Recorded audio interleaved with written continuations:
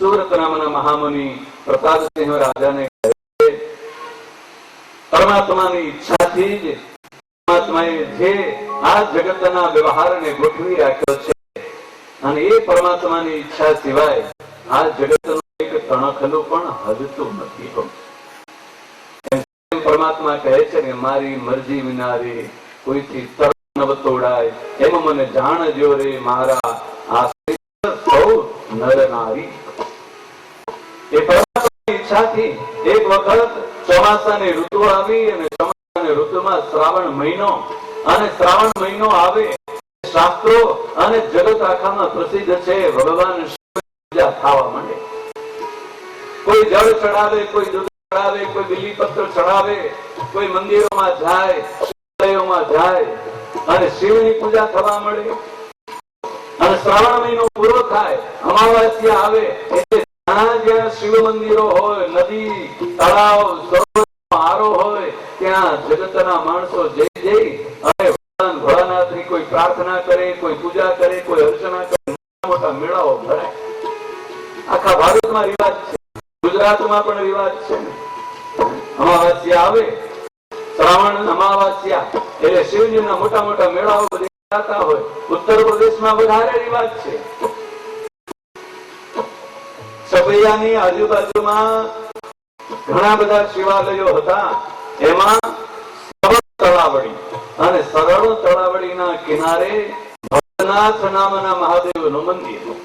આ ભવનાથ નામના મહાદેવના મંદિરે દર શ્રાવણ મહિનાની અમાવાસ્યાએ મોટો મેળો ભરાય. આજુબાજુના 15, 20, 25 લોકો શ્રવણ તળાવડી આવે, ભોળાનાથના દર્શન કરે. કોઈ તળાવડીમાંથી લાવીને જળ ચડાવે, કોઈ બીલીપત્ર ચડાવે, કોઈ દૂધ ચડાવે, કોઈ પૂજન કરે, કરે, કોઈ મહામૃત્યુંજય નામના મંત્રનો જપ કરે. આમ ભગવાન શિવને પ્રસન્ન કરવા રાજી બધા પ્રયત્નો કરે.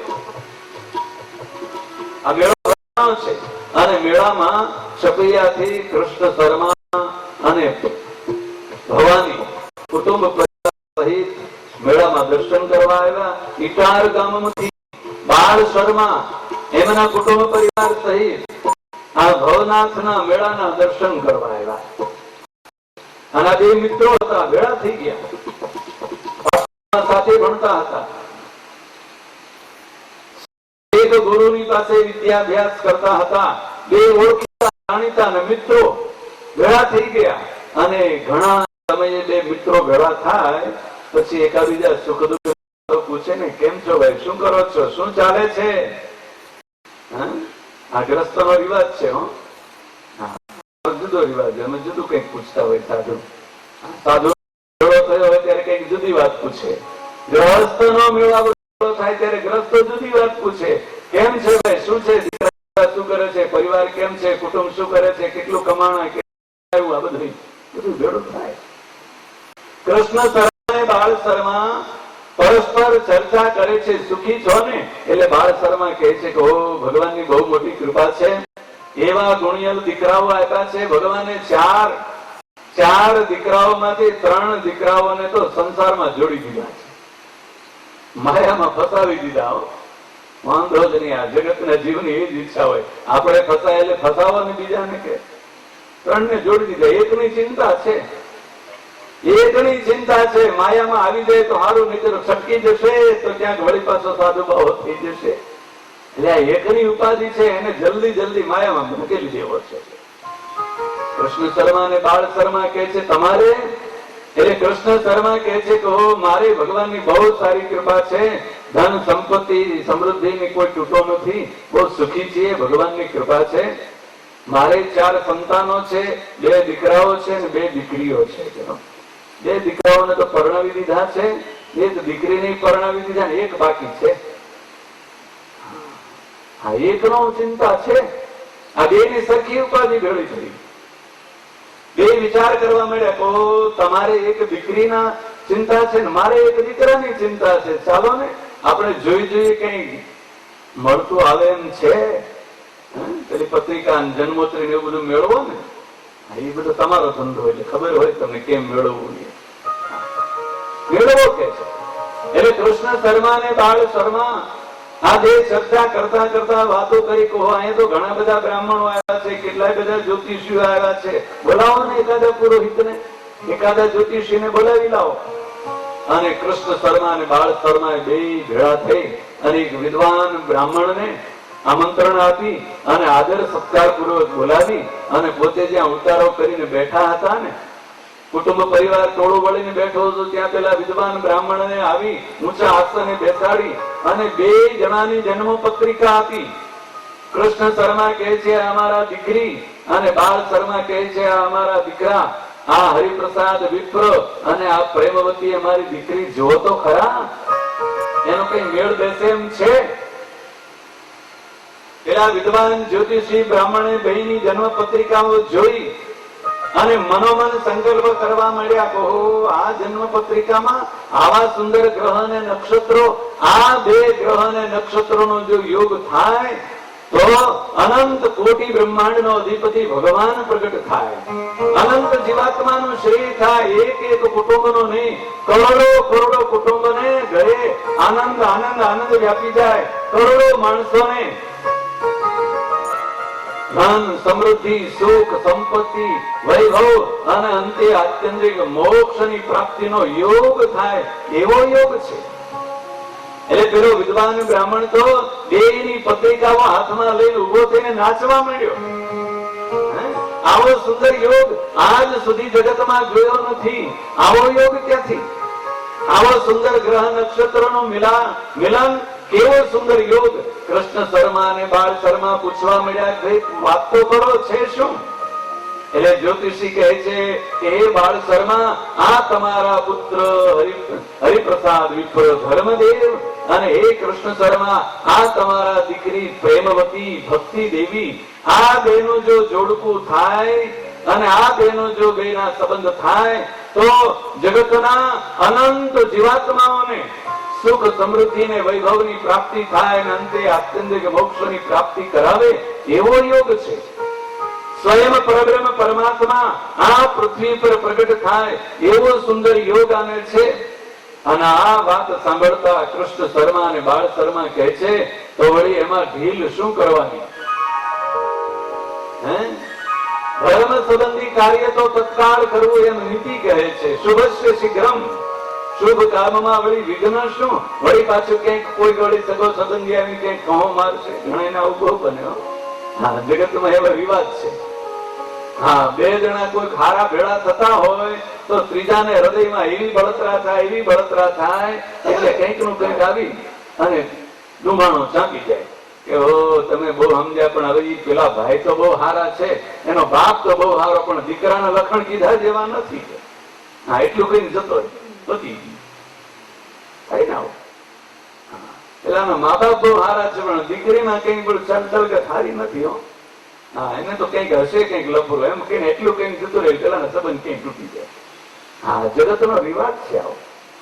એટલે કૃષ્ણ શર્મા ને બાળ શર્મા કહે છે શુભસ્ય શીઘ્રમ, આપણે કોઈને પૂછવા જવું નથી. આપણે તમારા, હું તમને ઓળખું છું, તમે મને ઓળખો છો, તમારી જ્ઞાતિ ને અમારી જ્ઞાતિ, તમારા દીકરી અને અમારો દીકરો, કરો શુભસ્ય શીઘ્રમ. તરત જ દેને વખતે બાળ શર્મા અને કૃષ્ણ શર્માએ વાગદાન કર્યું અને રૂપિયો અને નાળિયેર આપવાનો જે કઈ જ્ઞાતિના રિવાજ પ્રમાણે રિવાજ હતો એ રિવાજ કરીને સંબંધ પાકો કર્યો અને મેળામાંથી પડ્યા છૂટા. કૃષ્ણ શર્મા પરિવાર સહિત આવ્યા છે છપૈયા અને બાળ શર્મા પરિવાર સહિત ગયા છે પોતાના ગામ ઈટાર. શુભ મુહૂર્ત જોઈ અને સગા સંબંધી સ્નેહી મિત્રો કુટુંબ પરિવાર બધાને એકઠું કરી અને કૃષ્ણ શર્માએ કુમકુમ પત્રિકા લખી, લગ્નની પત્રિકા. કુમકુમ પત્રિકા લખીને બાળ શર્માને પોતાના પુત્ર હરિપ્રસાદ એની જાન લઈ અને છપૈયા આવવાનું નિમંત્રણ આપ્યું. બાળ શર્મા પણ પોતાના વાલ સોયા પુત્ર એકનો એક આ છેલ્લો પ્રસંગ છે. હવે એક જ દીકરો પરણાવવાનો છે, બીજાનો તો ક્યાં ચિંતા જ છે, બધાનો વિવાહ પૂરા થઈ ગયા છે.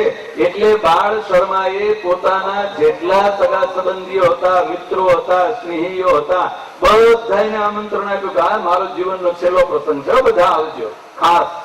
આ કહેવાનો રિવાજ છે ને, આવું જ બધા કહેતા હોય, ખાસ આવજો હો, ખાસ આવજો એમ આમંત્રણ આપી આપીને ગામના આગેવાનો, ધનવાન, સગા સંબંધીઓ, મિત્રો એની મોટી જાન લઈ અને છપિયામાં આવ્યા. એ જમાનામાં બસ તો નહોતી મળતી ને, ટ્રકો નહોતી મળતી, ગાડીઓ નહોતી, બળદગાડા ભરી ભરીને આવે.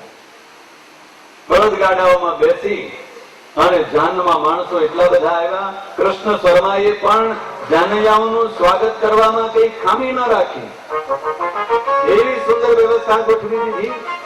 ગામ આખો ને સગા સંબંધીઓ બધા તૈયાર થઈ ગયા. વાજતે ગાજતે ગાન આવી એમ જાનનું સામયું થયું, સ્વાગત થયું, કુટુંબીઓ વાગવા મળ્યા, નગારાઓ વાગવા મળ્યા. છપૈયામાં આનંદ આનંદનો ઉત્સવ છે. સગા સંબંધીઓને સુંદર વ્યવસ્થા કરી દીધી છે, જાનૈયાઓની સુંદર વ્યવસ્થા થઈ ગઈ. ઉત્તર પ્રદેશના રિવાજ પ્રમાણે આપણા દેશમાં, ગુજરાતમાં પણ રિવાજ હતો, પેલા જાન લઈને જાય ને 2-3 દિવસે પાછા આવે.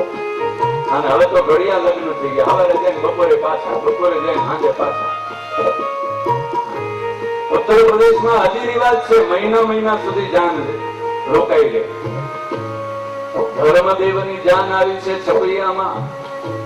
કૃષ્ણ શર્માએ સગા સંબંધીઓ અને મિત્રોની આગળ પોતાના ધનના, સંપત્તિના કોથળા ખુલ્લા મૂકી દીધા. ખૂબ સાચવો, ખૂબ ખબરાવો, જમાડો, રમાડો અને એવા સરસ ઉતારા, એવી સરસ વ્યવસ્થા. જાનૈયાઓને દરરોજ નવું ભોજન જમાડે, એવા સરસ ભોજન જમાડે છે, મિષ્ટાનો અને પકવાનો જમાડે. એટલું જ નહીં, જમીને પાછી દરરોજ બધા જ જાનૈયાઓને રોજ નવી નવી ભેટ આપવી પડે. ભેટ આપે, કોઈને આભૂષણની ભેટ આપે છે, કોઈને વસ્ત્રની ભેટ આપે, કોઈને સુવર્ણ મુદ્રાની ભેટ આપે. અને એવા સરસ ગાદી, તકિયા, પલંગ બિછાવી અને એવા સાચવા 1 મહિના સુધી આ વિધિ ચાલે. જાનૈયાઓને રોજ ખાવા પીવાની મોજ પડી ગઈ. કપડા ધોવાના નહીં, પથારી પાથરવાની નહીં, આ બધું જ કન્યાના બાપના ભાતે. આ બધું એને સ્વાગત સન્માન કરવાનું. 1 મહિના સુધી વિધિ ચાલ્યો. રોજ નવો વિધિ થાય. એક વિધિ આજે, બીજો વિધિ કાલે. હવે તો એમ થઈ ગયું ને 2 કલાકમાં પેલા ગોરને એમ કે જલ્દી પતાવજો, ઉતાવળ છે. રસોઈ બનાવવાની ત્યાં રાખ્યું છે, રિસેપ્શન રાખ્યું છે, સત્કાર સમારોહ રાખ્યો છે, જલ્દી પહોંચવાનું છે. ઉત્તર પ્રદેશમાં એ રિવાજ નહોતો એ જમાનામાં. બધું શાંતિથી થાય. 1 મહિના સુધી જાનૈયાઓને ખૂબ ખવડાવ્યા, ખૂબ સાચવા. મહિનાના અંતે જાનને વિદાયગીરી આપવાની થઈ. પોતાના કાળજાના ટુકડા જેવી દીકરી પ્રેમવતી ભક્તિ દેવીનો વિદાયનો સમારંભ થયો. નવવધુ પરણિત નવ દંપતીની વિદાય થઈ. એટલે પિતા કૃષ્ણ શર્મા કન્યાનો પિતા છે. જગતમાં એવું કહેવાય છે કે દીકરીના બાપનો હાથ હંમેશા નીચો હોય, દબાઈ જાય. એને નીચા નમતું રહેવું પડે. કેમ? કાળજાની ટુકડા જેવી દીકરી પારકા ઘરે જાય ને જો બાપના વર્તનના કારણે કે એની વાણીના કારણે જો દીકરીને કંઈક સહન કરવું પડે તો બાપને તો દુઃખ થાય ને. બાપનો વ્યવહાર એટલા માટે નમ્ર કરવો પડે બાપે. કૃષ્ણ શર્મા બાળ શર્માની પાસે આવીને 2 હાથ જોડીને કહે છે કે હે બાળ શર્મા, આ અમારા દીકરી પ્રેમવતી, એને તમારા ઘરે મોકલીએ છીએ. કંઈક ભૂલ થાય, કઈ અપરાધ થાય, એ ભૂલ અને અપરાધ મારો છે એવું માની અને તમે ક્ષમા કરજો. અને આ દીકરી તમારા આંગણે આવશે, એ તો અમારો કાળજાનો ટુકડો છે, એને તમે સાચવશો જ, એ તો મને વિશ્વાસ છે. પણ હે મિત્રો, તમારી જાન લઈને અહીંયા આવ્યા, તમે તમારા સગા સંબંધીઓ આવ્યા, એ બધાને સાચવવામાં કઈ ખામી રહી ગઈ હોય, કઈ તકલીફ પડી હોય, કઈ કષ્ટ પડ્યું હોય તો એ ક્ષમા કરજો.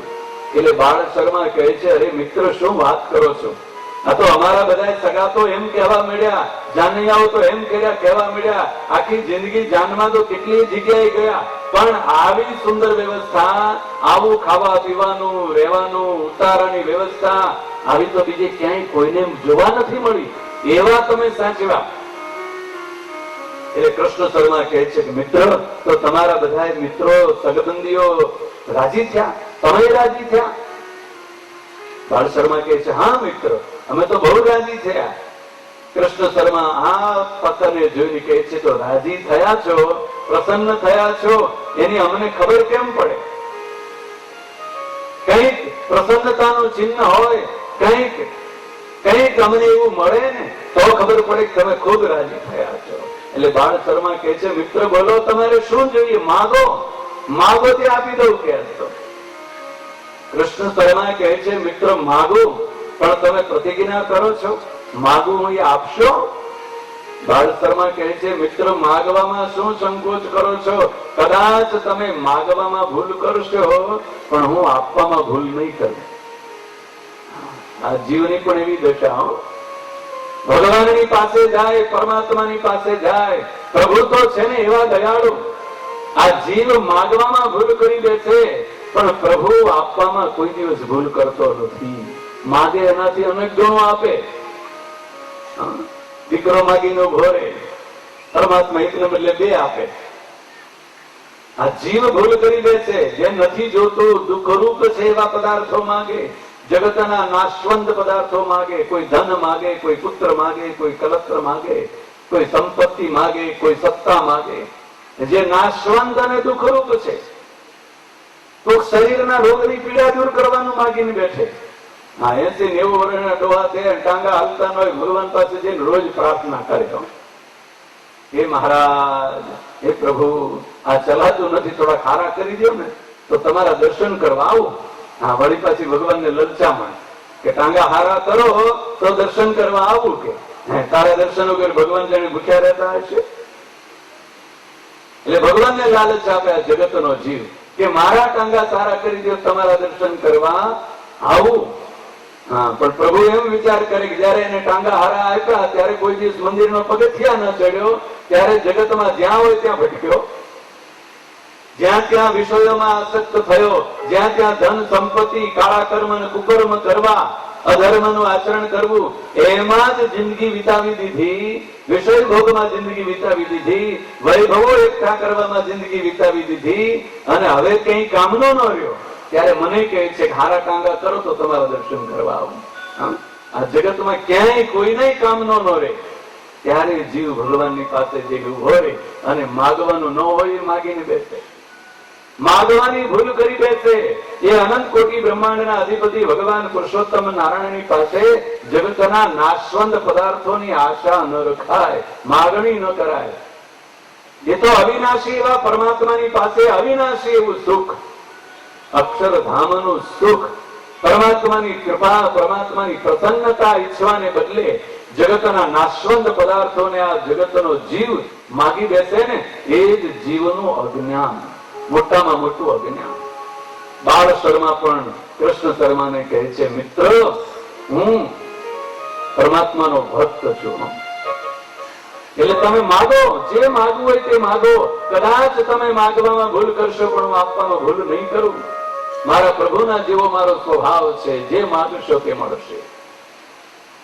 બાળ શર્મા જયારે આવું વચન આપ્યું ત્યારે કૃષ્ણ શર્મા બહુ જ સમજણ પૂર્વક, ચતુરાઈ પૂર્વક બે હાથ જોડી અને બાળ શર્માને કહે છે કે જો મિત્ર, અમારું આ ગામ છપૈયા ગામ બહુ નાનું એવું ગામ છે, અને આ નાનકડા ગામમાં કોઈ પાઠશાળા નથી, કોઈ સ્કૂલ નથી, અને અમારા ગામમાં ભણેલો કોઈ વિદ્વાન બ્રાહ્મણ નથી.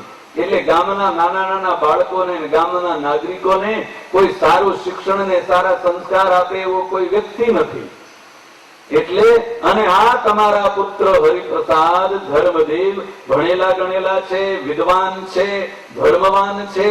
જો તમારા પુત્ર આ છપૈયામાં રહે તો છપૈયાના અમારા બધા જ નાગરિકોને, અમને સૌને સારા સંસ્કાર આપે, સારું શિક્ષણ આપે. એટલે હે મિત્ર, બીજું કઈ માંગતો નથી, પણ આ તમારા પુત્ર ધર્મદેવ હરિપ્રસાદ એને છપૈયામાં મૂકીને જાઓ. હા, ઘર જમાઈ તરીકેની માગણી કરી લીધી.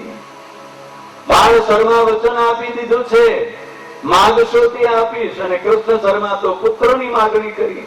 જગતમાં દીકરીની માગણી તો સર્વત્ર થતી હોય, પણ આ તો દીકરાની માગણી કરી. કાળજાના ટુકડા જેવા દીકરાને આપી દેવાનો છે.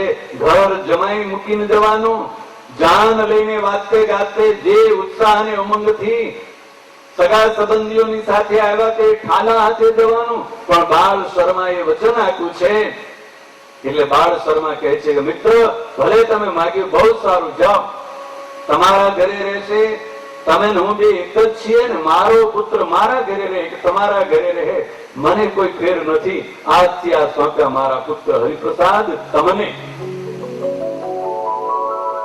પિતા તો વિદ્વાન હતા, જ્ઞાની હતા, એટલે ઉદારતા પૂર્વક પુત્રનું દાન આપી દીધું. પણ માતા ભાગ્યવતીથી આ સહન ન થયું. કર આવો મારો ગુણિયલ પુત્ર, જે પુત્ર વધુને લઈને મારા ઘરે જઈ અને હું જે આમ વટ પડે એવો હતો ને કે દીકરાની વહુ આવી છે, કેવી કયાકની વહુ આવી છે, આવું ને તો આમ શેર લોહી ચડી જાય. માથેથી કામ ઉપાડી લેશે, રસોઈ બનાવશે, અને એ પછી તો સો આનંદથી પલંગમાં બેઠા બેઠા હોને હુકમ કરવાનો જે આમ આનંદ હોય ને, કઈક જુદા પ્રકારનો આનંદ હોય. પછી કર્કશ હાવ હોય, એ હાવના ઝઘડા થાય ચાલુ. પણ વહુ આવે ઘરમાં, એ સાસુને જેવો આનંદ હોય, એ એવો આનંદ બીજાને ન. ભાગ્યવતી કહે છે કે હે પતિદેવ, તમે આ શું કર્યું? કરુણ રોદન કરવા મળી, હું તો મારા દીકરાને મૂકીને નહીં જ જાઉં. બાળ શર્મા ભાગ્યવતીને સમજાવી, ફોસલાવી, પટાવી અને રાજી કરી લીધા. અને કૃષ્ણ શર્માના હાથમાં હરિપ્રસાદ વિપ્ર ધર્મદેવનો હાથ સોંપી દીધો.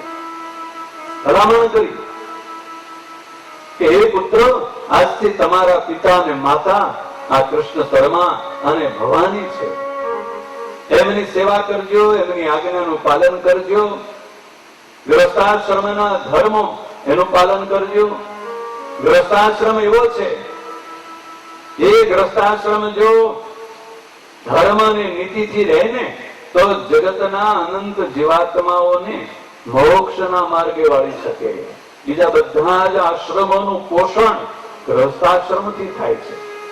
જો ગૃહસ્થાશ્રમ ન હોય તો બ્રહ્મચર્ય આશ્રમ, વાનપ્રસ્થ આશ્રમ અને સંન્યસ્ત આશ્રમનું પોષણ કોણ કરે?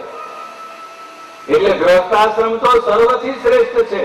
સ્વામિનારાયણ ભગવાને પણ વચનામૃતમાં એમ કહ્યું, ગૃહસ્થાશ્રમ શ્રેષ્ઠ છે, પણ એના નિયમોનું જો પાલન કરે ને તો. ગૃહસ્થાશ્રમના ધર્મ બહુ અઘરા છે. એ ગૃહસ્થાશ્રમના ધર્મોનું પાલન કરવાનું બાળ શર્મા પોતાના પુત્ર ધર્મદેવ હરિપ્રસાદ વિપ્રને ભલામણ કરી. પોતાના પુત્ર વધુ ભક્તિ દેવીને પતિવ્રતા ધર્મના પાલનની, પતિની સેવાના ધર્મનો ઉપદેશ આપ્યો. અને આ નવ દંપતીને બાળ શર્મા છેલ્લે છેલ્લે કહે છે કે હે પુત્ર વધુ ભક્તિ દેવી અને હે પુત્ર હરિપ્રસાદ ધર્મદેવ, આ ગ્રસ્તાશ્રમમાં જોડાણા છો.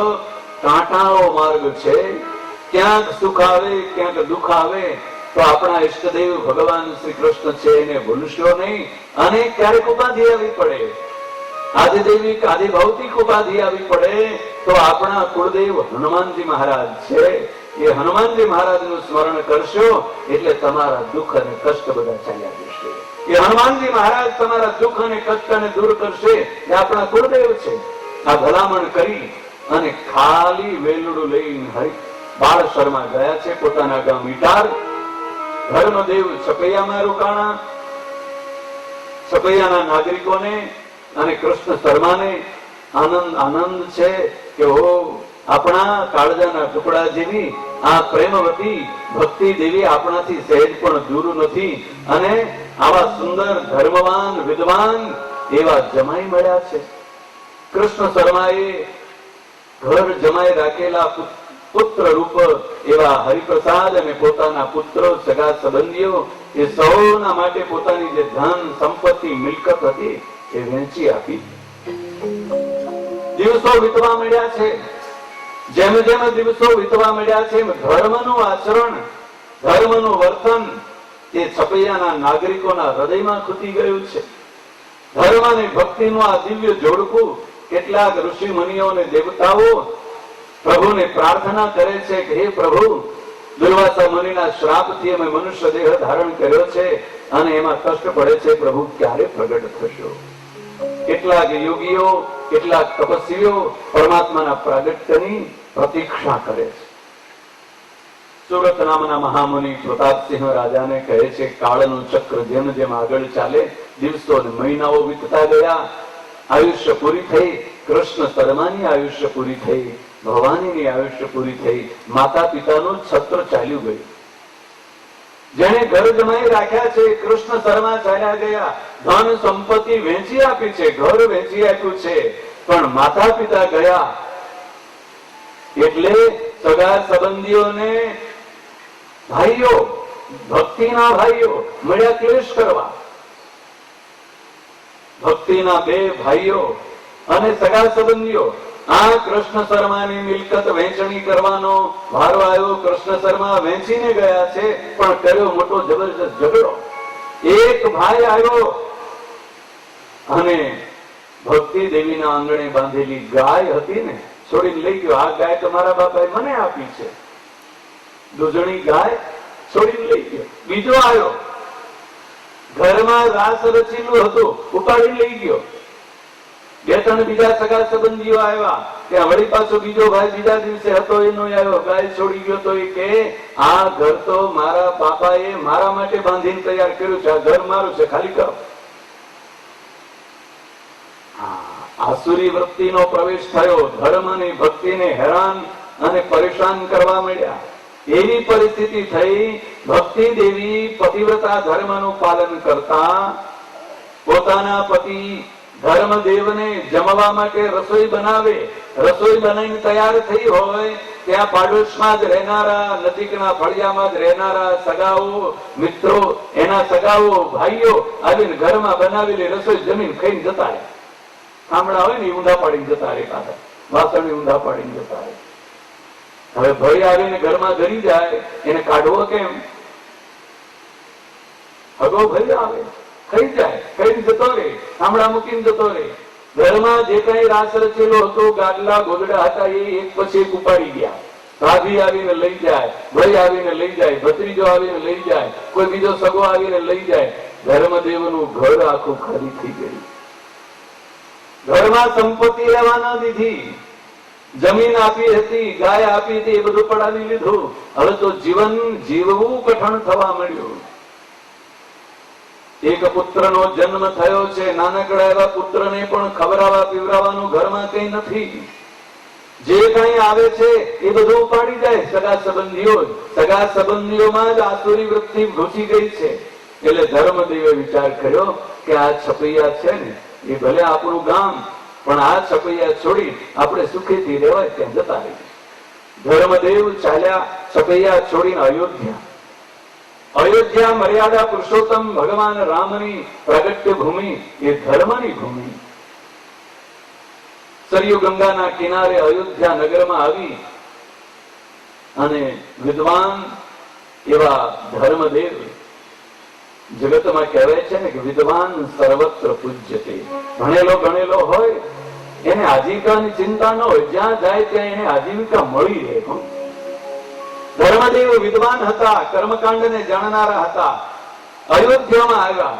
કોઈ યાત્રિકો આવે, કોઈ સરવણું કરવા આવે, કોઈ સત્યનારાયણની કથા કરવાનું કે કોઈને કઈ ધાર્મિક વિધિ કરાવવો હોય, બધો વિધિ ધર્મદેવ મૂલ્યા કરાવવા. એટલે ધનની મળી આવક થવા. કેટલાક શિષ્યો બનવા મળ્યા. એ શિષ્યો ધર્મદેવને અનેક પ્રકારની ભેટ અને દક્ષિણાઓ આપે. એટલે ધર્મદેવે ધન સંપત્તિ આવવા મળી છે.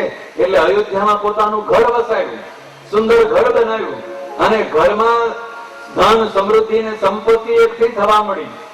એટલે અયોધ્યાના બીજા વિદ્વાન બ્રાહ્મણો હતા, એના હૃદયમાં વળી પાછો અસુરોએ પ્રવેશ કર્યો. ઈર્ષા અને દ્વેષ પેદા થયા કર. આપણી જિંદગી આખી વીતી ગઈ ને આપણે આવું ઘર, આવી ધન સમૃદ્ધિ આપણી પાસે નહીં. પેલો આજકાલનો આવ્યો, આ હરિપ્રસાદ, આ ધર્મદેવ, એટલી બધું સમૃદ્ધિ એની પાસે. એ ભેળા થયા બધા, એકઠા થઈને સંપ કરી અને ધર્મદેવને હેરાન પરેશાન કરવાનું કર્યું ચાલુ. કોઈ ખોટે ખોટા આક્ષેપો કરે, કોઈ કલંક લગાડે, કોઈ નિંદા અને ટીકા કરવા માંડ્યા. ધર્મદેવને એમ થયું આ અયોધ્યામાં આ દશા. 8-10 વર્ષનો પુત્ર થયા છે રામ પ્રતાપજી. રામ પ્રતાપને સંબંધીને ત્યાં મૂકી અને ધર્મ અને ભક્તિ ચાલી નીકળ્યા અયોધ્યા છોડી કે આપણે ચાલો જતા રહી. કોઈ આ બધા આપણને હેરાન ન કરે એવા કાશીમાં જઈએ. કાશી ગયા, કાશી નગરીમાં આવ્યા. વિદ્વાન ભણેલા ગણેલા બ્રાહ્મણ હતા ધર્મદેવ. અને કાશી તો વિદ્યાની નગરી કહેવાય. દેશાંતરોમાંથી, સમગ્ર ભારતમાંથી મોટા મોટા રાજાઓના રાજકુમારો, મોટા મોટા સદગ્રહસ્થોના પુત્રો, વિદ્વાન બ્રાહ્મણોના દીકરાઓ, બ્રાહ્મણ બટુકો, આ બધા કાશીમાં વિદ્યાભ્યાસ કરવા આવે, ભણવા આવે. અને મોટા મોટા રાજાઓ પોતાના રાજકુમારોને જે સારું શિક્ષણ આપે, એને વરખાસણ બાંધી આપે, ધન સંપત્તિ આપે. ધર્મદેવ પણ વિદ્યાનું કાર્ય કરવા મળ્યા છે. સતશાસ્ત્રોનું કાર્ય કરે, વિદ્યા ભણાવે છે અને દક્ષિણાઓ મળવા મળી. શાસ્ત્રાર્થ થાય. કાશીમાં હજી પણ શાસ્ત્રાર્થ થાય. શાસ્ત્રના અર્થની ચર્ચા ચાલવા માંડે અને કલાકોના કલાકો ચાલ્યા જાય. સાંભળનારાઓ પણ થાકી જાય એટલી શાસ્ત્રની ચર્ચા. આમાં બે વિદ્વાન પંડિતો ભેળા થયા હોય પોતાના મત અને સિદ્ધાંતનું પ્રતિપાદન કરવા માટે. દિવસો સુધી શાસ્ત્રાર્થ ચાલે અને જેમાં જેનો સાચું પ્રતિપાદન કરી બતાવે, જેનો વિજય થાય શાસ્ત્રાર્થમાં, એને જગત આખું માન સન્માન આપે. કેટલાય પ્રકારની દક્ષિણાઓ આપે. રાજાઓ એનું માન સન્માન કરે, દક્ષિણાઓ આપે. હરિપ્રસાદ વિપ્ર સાચા અર્થમાં વિદ્વાન છે. સતશાસ્ત્રોના રહસ્યને સમજનારા. શાસ્ત્રાર્થમાં વિજય થવા માંડ્યો. એટલે કાશી નરેશ, કાશીના રાજાએ હરિપ્રસાદ વિપ્રનું બહુમાન અને સન્માન કરી રાજ્યના રાજ્ય પંડિત નું પદ આપ્યું. રાજ્ય પંડિત નું પદ મળ્યું. એટલે ધર્મદેવનો તો યશ અને કીર્તિ, ધન સમૃદ્ધિ વધી. પણ બીજા બધા જે કાશીમાં રહેનારા વિદ્વાનો હતા, બ્રાહ્મણો હતા, હા, જગતમાં એવું કહેવાય છે કે ત્યાં જેટલી ઈર્ષા હોય છે ને એટલી બીજે ક્યાંય ન હોય. એટલી બધી ઈર્ષા અને દ્વેષના કારણે આ પંડિતો અને વિદ્વાનો ધર્મદેવની પાછળ પડી ગયા, હેરાન પરેશાન કરવા માંડ્યા. કોઈ કલંક લગાડે છે, કોઈ મિથ્યા ખોટા અપવાદો આપે છે અને હેરાન પરેશાન થઈ ગયેલા ધર્મદેવ કહે છે કે આ કાશીમાં હવે આપણે રહ્યા જેવું નથી. ચાલો અહીંથી યાત્રા કરવા નીકળી જાય. ધર્મ અને ભક્તિ દેવી કાશી છોડી અને પ્રયાગરાજ, ગંગા યમુના અને સરસ્વતીનો જ્યાં સંગમ, એ સંગમ સ્થાનમાં આવ્યા. પ્રયાગરાજમાં આવ્યા, જેને અત્યારે ઇલાહાબાદ કહે છે. પ્રયાગરાજમાં એ વખતે પ્રયાગરાજમાં કુંભનો મેળો ભરાતો હતો. દર 12 વર્ષે કુંભનો મેળો ભરાય અને કુંભનો મેળો ભરાય એટલે સમગ્ર ભારતમાંથી, સમગ્ર પૃથ્વી ઉપર તેમ કહો હજારોની, લાખો ને કરોડોની સંખ્યામાં એ કુંભના મેળાનું સ્નાન કરવા, કુંભના મેળાના દર્શન કરવા ત્યાં એકઠા થવા મળે. અને એ કુંભના મેળામાં જગત ઉપર જેટલા ધર્મો છે ને, જેટલા સંપ્રદાયો છે, જેટલા ધર્માચાર્યો છે, જેટલા મોટા મોટા તપસ્વીઓ, સાધુ મહાત્માઓ છે, પંડિતો છે, વિદ્વાનો છે, એ બધા આવે અને પોતાના મતનો પ્રચાર કરે. હા, એ જમાનામાં સૌથી મોટામાં મોટું મીડિયા એ હતું. મેળો, કુંભનો મેળો ભરાય અને કુંભના મેળામાં પોતાના જે કઈ વિચારો છે, જે કઈ પોતાના સિદ્ધાંતો છે, પોતાનું પ્રોડક્શન છે, એ બધાનો ત્યાં પ્રચાર થતો. એ વખતે કઈ ટીવી ન હતું, છાપાઓ ન હતા. પ્રચાર કરવાનું સાધન આ કુંભનો મેળો.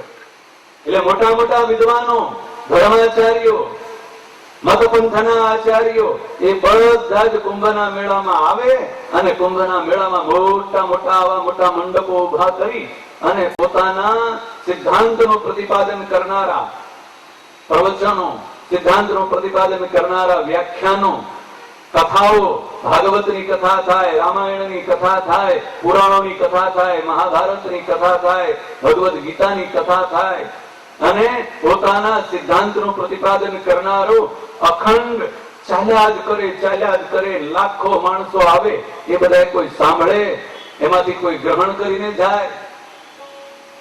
આ કુંભના મેળાની પરિસ્થિતિ.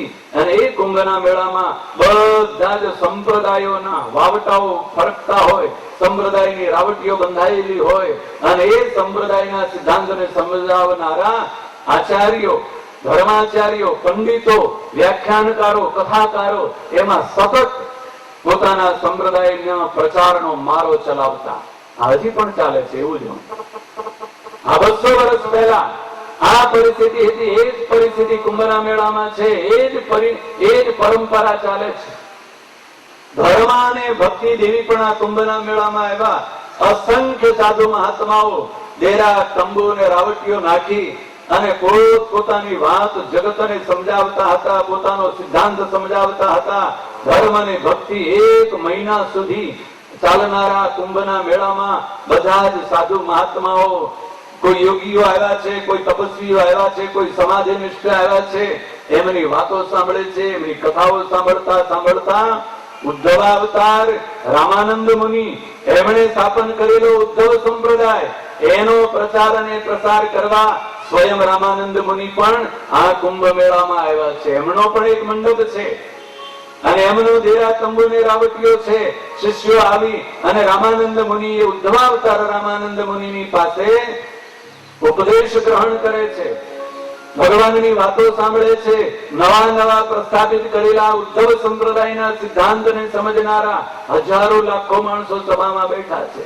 ધર્મ અને ભક્તિ એ જ સભા મંડપમાં આવ્યા અને ઉદ્ધવના અવતાર રામાનંદ મુનિના મુખમાંથી જે જ્ઞાનનો પ્રવાહ ચાલ્યો જતો હતો, જે મધુર વાણી, આત્માને પરમાત્માના સ્વરૂપની ચર્ચા, આ જીવાત્માને એકાંતિક મોક્ષની પ્રાપ્તિ કેમ થાય, આ જીવાત્માને આત્યંતિક મોક્ષ કેવી રીતે મળે, આ જીવાત્માને પરમાત્માનું જે અવિનાશી ધામ અક્ષરધામની પ્રાપ્તિ કરાવનાર એ પ્રગટ ભગવાન પુરુષોત્તમ નારાયણ, તેની ઉપાસનાની ભક્તિ, એ પ્રપન્ન ભક્તિ, શરણાગતિ ભક્તિ અને એકાંતિકી ભક્તિની ચર્ચા રામાનંદ મુનિ કરતા હતા.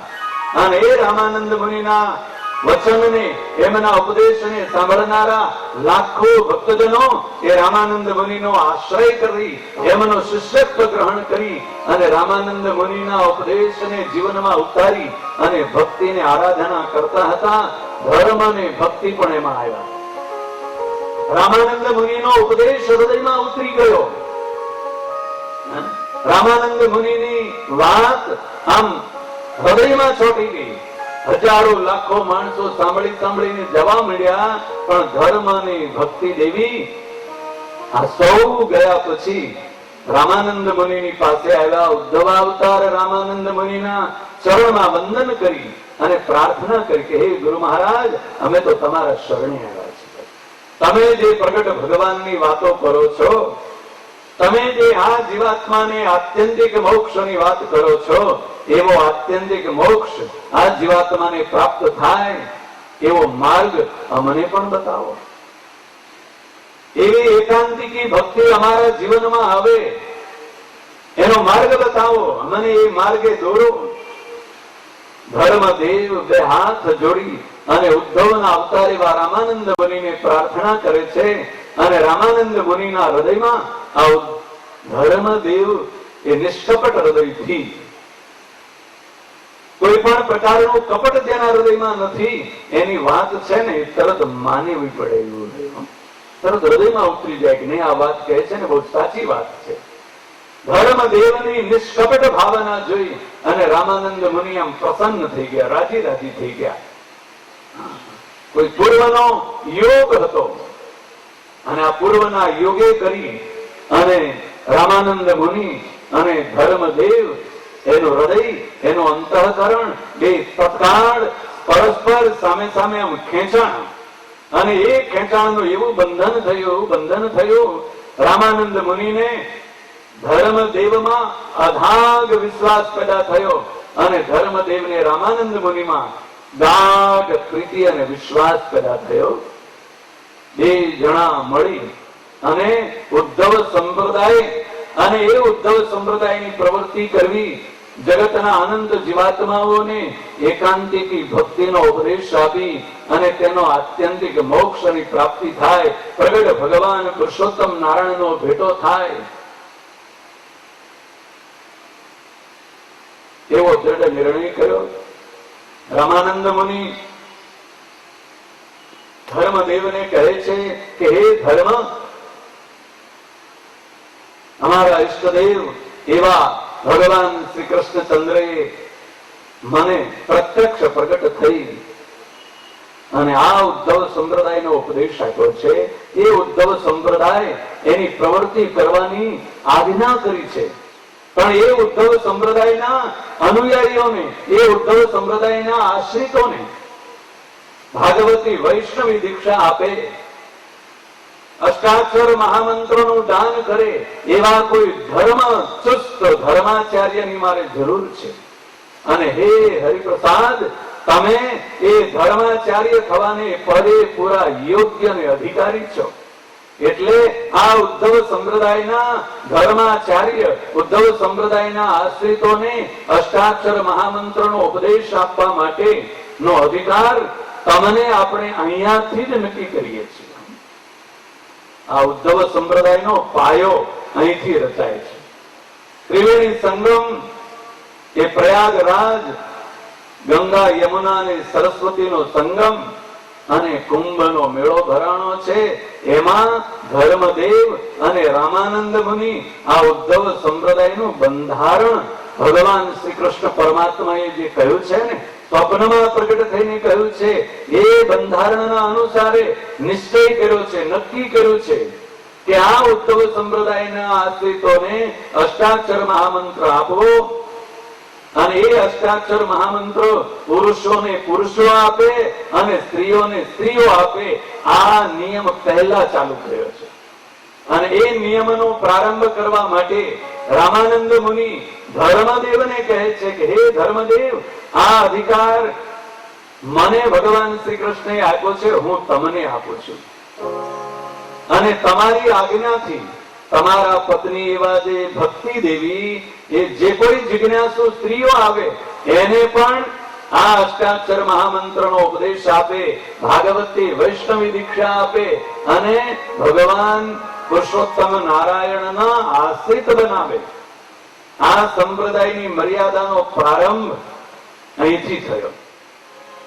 અષ્ટાક્ષર મહામંત્ર આપવાનો અધિકાર, અષ્ટાક્ષર મહામંત્ર અને ભાગવતી વૈષ્ણવી દીક્ષા આપવાનો અધિકાર માત્ર ને માત્ર રામાનંદ મુનિએ ગૃહસ્થાશ્રમી એવા ધર્મદેવને સોંપ્યો છે. અને ગૃહસ્થાશ્રમી સિવાય ભાગવતી વૈષ્ણવી દીક્ષા આપવાનો જગતમાં કોઈને અધિકાર નથી. સાકાર ભગવાનના સ્વરૂપની ઉપાસના કરવી હોય, સાકાર પરમાત્માના સ્વરૂપની સેવા પૂજા અને અર્ચન કરવું હોય, અને એ પરમાત્માની મૂર્તિની પૂજા કરવી હોય, મૂર્તિ પૂજાના જે નિયમો છે, એ મૂર્તિ પૂજાના નિયમો પરમાત્માને પ્રગટ કરવાના છે, તો જન્મ આપવો પડે. પ્રગટ કરવાનો, જન્મ આપવાનો અધિકાર જગત આખામાં, સમાજમાં અને જગતમાં અને બ્રહ્માંડમાં, આધ્યાત્મિક માર્ગમાં પણ ગૃહસ્થાશ્રમી સ્ત્રી અને પુરુષ હોય તો જ કોઈને જન્મ આપી શકે. પરમાત્માને પ્રગટ કરવાના છે, એને જન્મ આપવાનો છે, ત્યારે તો એને કહેવાય છે દ્વિજન્મ. જનોય ધારણ કરાવે એટલે એનો બીજો જન્મ થયો. બીજો જન્મ કોણ આપી શકે? માતા પિતા સિવાય કોણ આપી શકે? અને એટલા જ માટે દ્વિજન્મ, જ્યાં સુધી જનોય ધારણ નથી કરી ત્યાં સુધી મૂર્તિ પૂજાનો તેને અધિકાર નથી. સાકાર પરમાત્માની સ્વરૂપની જે ઉપાસના, સાકાર પરમાત્માના સ્વરૂપની જે ભક્તિ, એ જે વેદોથી ચાલી આવે છે, અનાદિકાળથી ચાલી આવે છે. પંચરાત્ર નામના વેદ આગમમાં, પંચરાત્રમાં અને વેદોમાં પણ એની પ્રસિદ્ધિ છે અને પુરાણોમાં એનું સ્પષ્ટ વર્ણન કરેલું છે. શ્રીમદ ભાગવત એમ કહે છે, ભગવાન વેદવ્યાસજીને વૃદ્ધાવસ્થામાં દીકરા મળ્યા.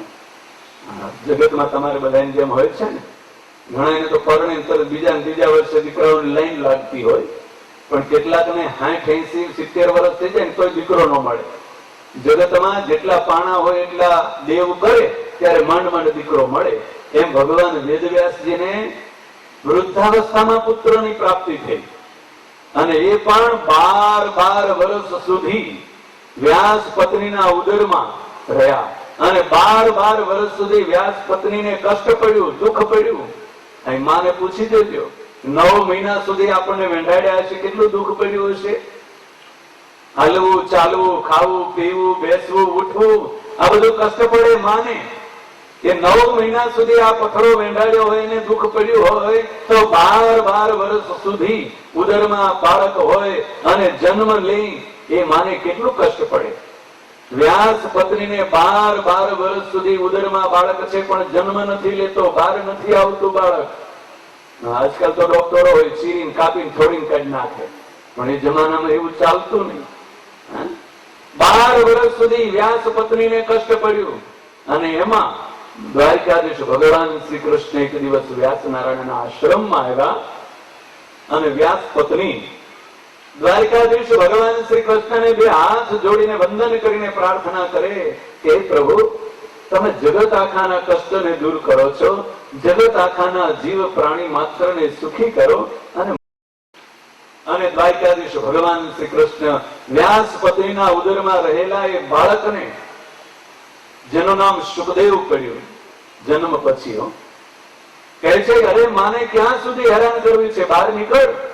ત્યારે ઉદરમાં રહેલા સુખદેવજી ભગવાન શ્રી કૃષ્ણને કહે છે કે હે પ્રભુ, તમે એમ કહો છો ને કે મમ માયા દુરત્યયા, આ તમારી માયાને તરવી બહુ કઠણ છે અને તમારી માયા એટલી બધી દુઃખદાયક છે, એ માયાની મને બીક લાગે છે ને એટલે મારે બહાર આવવું નથી.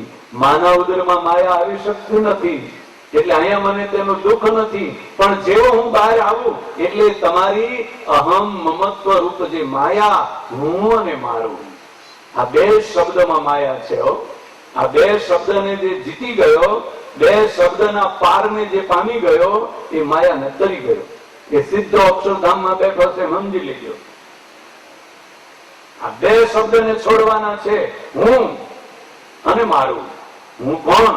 હું આવો જ્ઞાની, આવો તપસ્વી, આવો ત્યાગી, આવો વૈરાગી, આવો સદગ્રહસ્થ, આવો ધનવાન, આવા કુટુંબવાન, આવો ભણેલો, આવો સમજુ નાગરિક, આવો આબરૂ વાળો નાગરિક, આ હું. એને છોડવું પડે. અને મારું, આ મારું કુટુંબ, આ મારું ગામ, આ મારું ધન, આ મારી સંપત્તિ, આ મારો પુત્ર, આ મારી પત્ની, આ મારો યશ, કીર્તિ, આ બધું મારું. હું અને મારું એ 2ને જે છોડી દે એ માયાને તરી જાય. સુખદેવજી મહારાજ ઉદરમાં રહેલા ભગવાન દ્વારકાધીશ શ્રી કૃષ્ણને કહે છે કે પ્રભુ, આ હું અહમ મમત્વ રૂપ તમારી માયા છે ને, એ માયાને જો તમે સંકેલી લો, એ માયાને જ કાઢી નાખો ને ડિક્શનરીમાંથી, શબ્દકોશમાંથી શબ્દ જ ઉડાડી દો તો બહાર આવો. આ જ દુઃખદાયક છે. દ્વારકાધીશ ભગવાન શ્રી કૃષ્ણ કહે છે કે હે બાળક, એ માયા છે ને, એ માયાનું ચક્કર ચડાવ્યું છે ને એટલે તો આ જગત છે. જો માયા ન હોય તો આ જગત શેનું હોય? આ જગત માયાના કારણે જગત છે અને માયા તો સંકેલાય એમ છે નહીં. એટલે પેલા સુખદેવજી ઉદરમાં જ રહ્યા જવાબ આપે છે પ્રભુ, તો હું બહાર ન આવું. જો હું બહાર આવું ને તરત તમારી માયા મને વળગે એટલે હું તમને ભૂલી જાઉં, માતા પિતાને ભૂલી જાઓ, ભગવાનની ભક્તિને ભૂલી જાઓ, ધર્મને પણ ભૂલી જાઓ. આ અહમ મમત્વ રૂપી અજ્ઞાન રૂપી જે અંધકારમય માયા એ મને કાંઈ દેખાવા ન દે. કેવલ ભોગ દેખાય, કેવલ વિષયો દેખાય. એટલે હે પ્રભુ, એ માયાને સંકેલો તો આવું. દ્વારકાધીશ પરમાત્માએ વચન આપ્યું છે વ્યાસ પત્નીને, તમારું દુઃખ હું દૂર કરીશ. અને બાળક માનતો નથી એટલે પ્રભુ બાળકને કહે છે કે માયા સંકેલી તો નહીં લેવાય, પણ થોડીક ક્ષણ માટે હું એ માયાને વિરામ આપું, જા તને એ માયાનો સ્પર્શ ન થાય. એક નિમેષ માત્રના સમય માટે માયાને વિરામ આપ્યો. નિમેષ, ક્ષણ કહેવાય છે ને, નિમેષ. આપણી આંખની પાપણો નીચે ને ઉપર જાય આવે એને નિમેષ અને ઉન્મેષ કહેવાય. ઉપર જાય એને ઉન્મેષ અને નીચે આવે ને એટલો સમય જે લાગે એનું નામ નિમેષ. એટલા સમય માટે પરમાત્માએ માયાને આજ્ઞા કરી તારે કોઈને સ્પર્શ નહીં કરવાનો. અને એટલા જ સમયમાં સુખદેવજી મહારાજ વ્યાસ પત્નીના ઉદરમાંથી જન્મ ધારણ કર્યો, બહાર આવ્યા. એને એટલા સમયમાં એવું કહેવાય છે કે જગતમાં 84 જીવાત્માઓએ જન્મ લઈ લીધો. આવડું મોટી દુનિયા છે ને, માયા તો બધે સરખી છે. એટલા સમયમાં 84 જીવાત્માઓએ જન્મ લીધો, એને માયાનો સ્પર્શ ન થયો એટલે 84 સિદ્ધ થઈ ગયા. સુખદેવજી મહારાજ જન્મ, માયાનો સ્પર્શ ન થયો. 12 વર્ષથી ઉદરમાં હતા એટલે જન્મતાની સાથે 12 વર્ષના થયા. 12 વર્ષની કિશોર અવસ્થા વાળા સુખદેવજી મહારાજ વિચાર કરે, માતાના ઉદરમાં જ્ઞાન મળ્યું છે. વ્યાસ નારાયણે બધા જ શાસ્ત્રોનું જ્ઞાન ઉદરમાં આપી દીધું હતું. વ્યાસ નારાયણ 18 પુરાણ, શતસહસ્ત્ર સંહિતા, મહાભારત અને બ્રહ્મ મીમાંસા, વ્યાસ સૂત્ર બ્રહ્મ સૂત્રની રચના કરે, જેને શારીરિક મીમાંસા કહેવાય. એનું રહસ્ય આખો દિવસ શાસ્ત્રની રચના કરે અને રાત્રિના સમયે પોતાના પત્નીને સમજાવે. પત્ની તો થાક્યા પાક્યા ઊંઘી ગયા હોય, નિદ્રાધીન થઈ જાય, પણ ઉદરમાં રહેલો બાળક હુંકારો ભણીને બધું જ્ઞાન સાંભળે. ઉદરમાંથી જ્ઞાન થયેલા એવા 12 વર્ષની કિશોર અવસ્થા વાળા સુખદેવજી જન્મીને બાપનું ઘર છોડીને ચાલતા થયા કે જો અહીંયા રહીશ ને તો વળી પાછો એમ મળે છે કે આ મારો બાપ છે ને આ મારો માં છે ને આ મારું ઘર, આ અહમ અને મમત્વ ચોટશે. એટલે હાલતા થયા, ઘર છોડીને ચાલતા થયા. એટલે વૃદ્ધાવસ્થામાં મળેલો દીકરો અને એ ઘર છોડીને જાય ને, ભલે ભલા જ્ઞાની યોગી તપસ્વીને પણ દુઃખ તો થાય ને. વ્યાસ નારાયણને દુઃખ થયું કે આ એકનો એક દીકરો આ વૃદ્ધાવસ્થાએ મળ્યો અને ઘર છોડીને ચાલ્યો જાય. એટલે પાછળ કે બેટા ઉભો રે, બેટા ઉભો રે. સુખદેવજી તો ચાલતા જ જાય, ઉભા જ ન રહ્યા.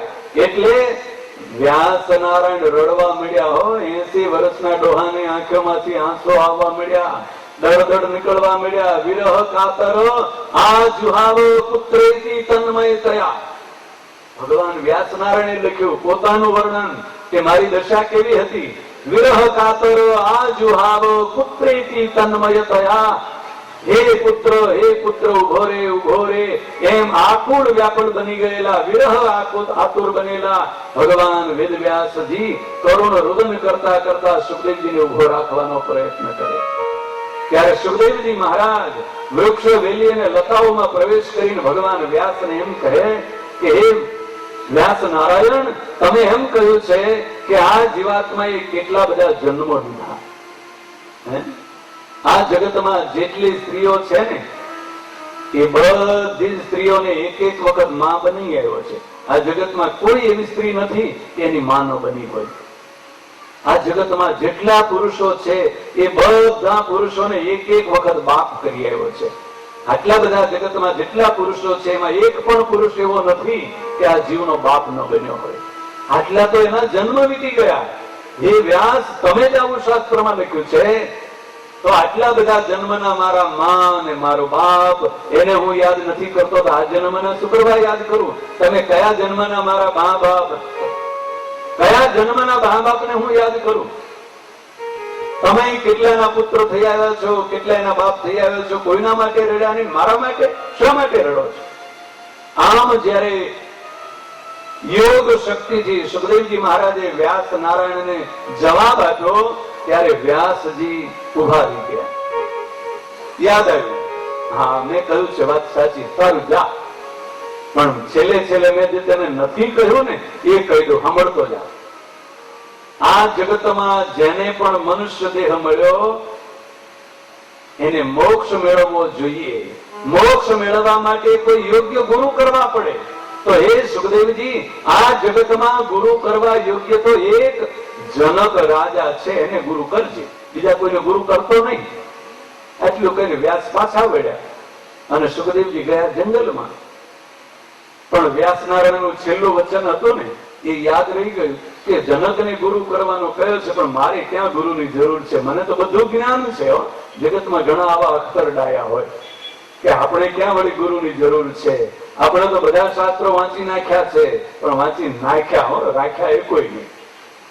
બધા ગ્રંથો વાંચી નાખ્યા, બધા ભણી નાખ્યા. કેટલાક તો વળી એમ કે કેટલી બધી ભાગવતની કથાઓ સાંભળી નાખી, કેટલી બધી સત્સંગી જીવનની કથાઓ સાંભળી નાખી, ગીતા ભાગવત બધું સાંભળી નાખ્યું, રામાયણ સાંભળી નાખી, મહાભારત સાંભળી નાખ્યું, પણ એના જીવનમાં કોઈ દિવસ ન થયું રામાયણ કે ન થયું મહાભારત. ત્યાંથી સાંભળી નાખે રાખે તો થાય. આ જગતના જીવનું આવું છે.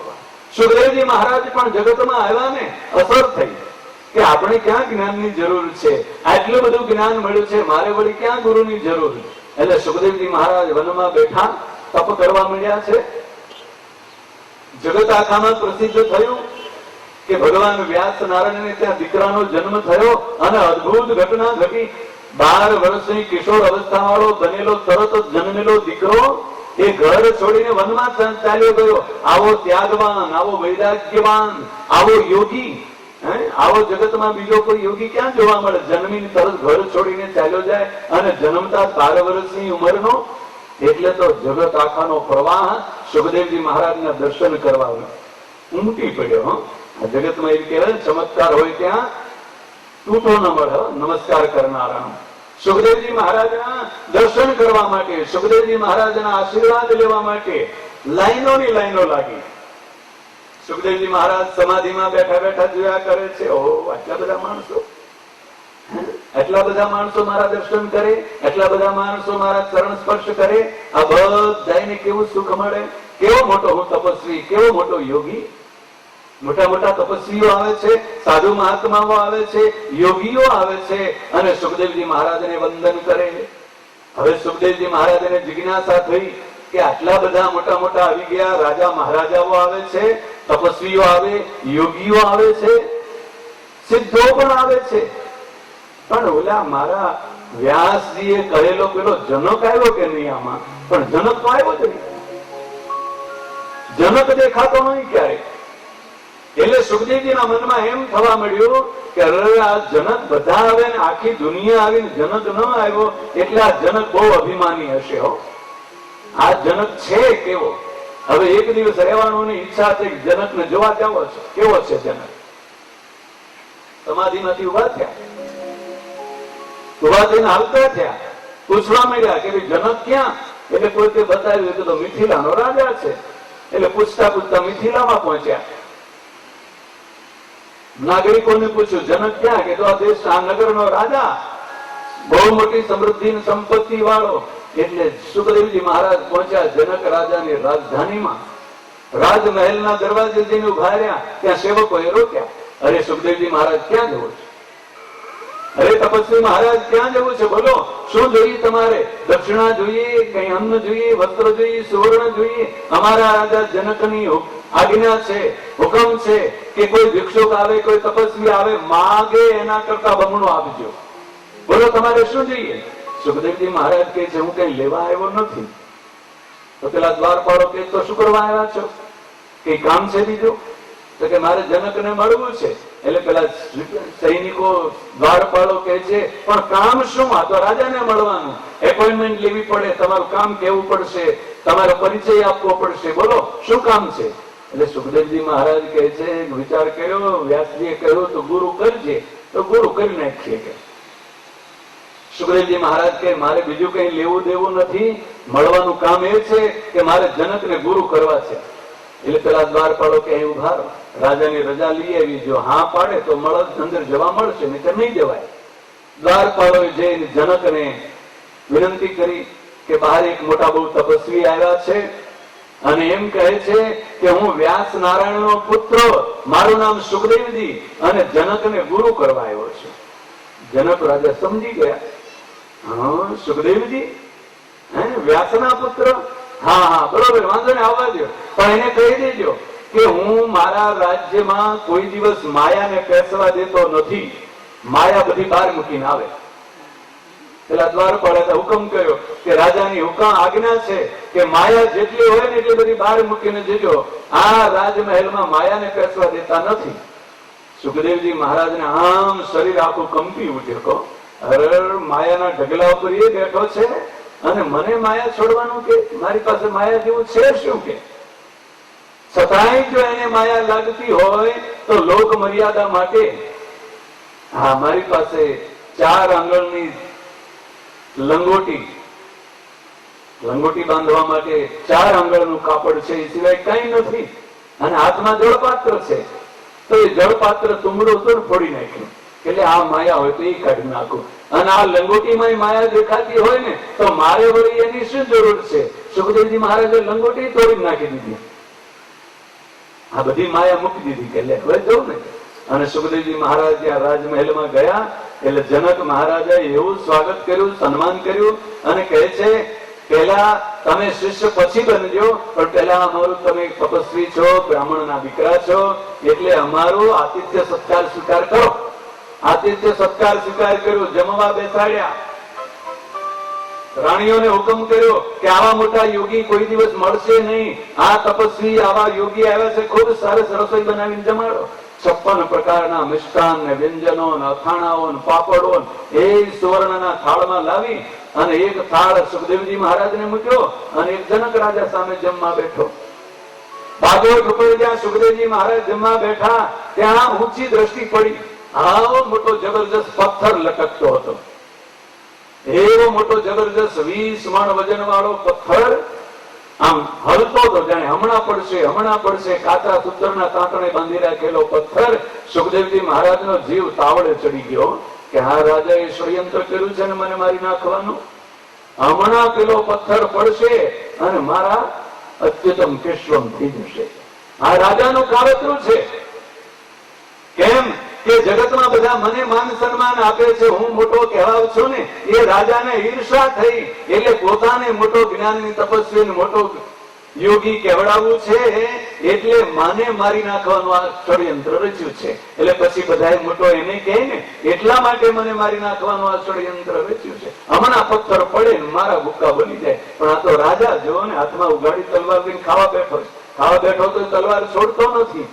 હવે અહીંથી જો ઉભો થઈ જાવ ને તો રાજાનું અપમાન કહેવાય. અને રાજાનું અપમાન થાય, રાજાનો ધર્મ છે, જે અપમાન કરે ને મૃત્યુદંડ આપે.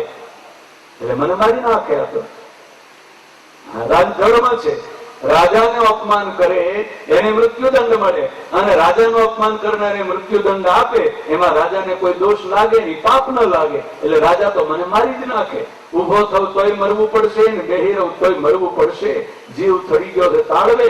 રાજા આગ્રહ કરે જમો જમો જમો, પણ જે કઈ આવે છે ને એ પેલું ઘંટીમાં ઓરાય એમ કોલસાની જેમ ચાવી જાય, ઓરાઈ જાય છે. જમીન બેઠા. જનક પૂછવા માંડ્યો કરે સુખદેવજી મહારાજ રસોઈમાં કઈ મીઠું મરચું ખારું તીખું કઈ બરોબર કઈ કષ્ટ તો નથી પડ્યું ને ભાઈઓ ને? સુખદેવજી મહારાજ કહે છે રે રાજા શું વાત કરે છે?